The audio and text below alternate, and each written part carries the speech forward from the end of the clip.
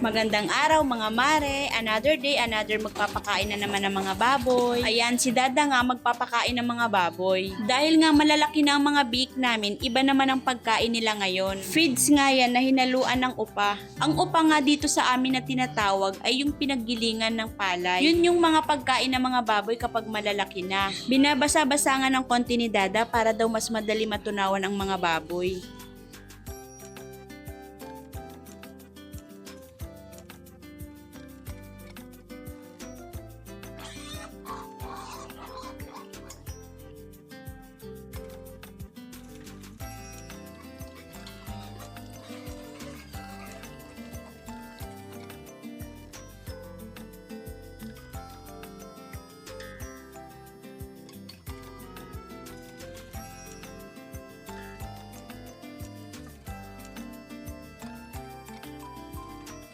At yung pinaglagyan nga ng pagkain, nilalagyan lang ng tubig at pinapainom namin sa aming inahin. Pinapainom lang namin sila ng tubig sa tanghali dahil umaga at hapon lang ang pagpapakain sa kanila.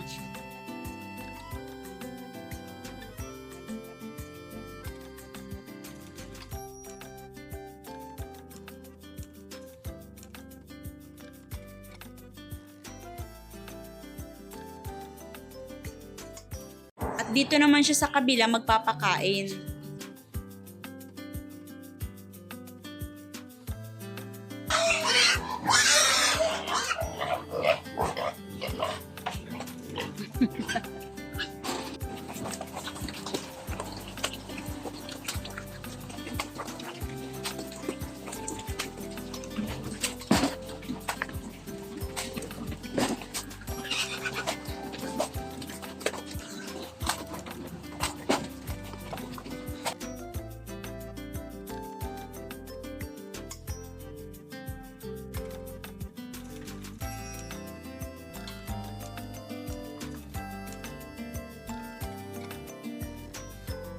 Pagkatapos nga pakainin ay paliliguan naman sila.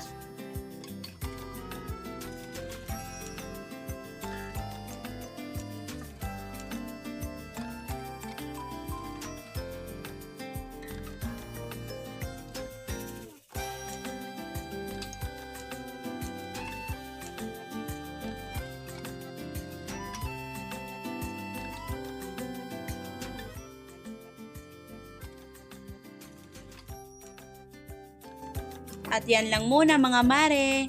Thanks for watching. See you in the next vlog.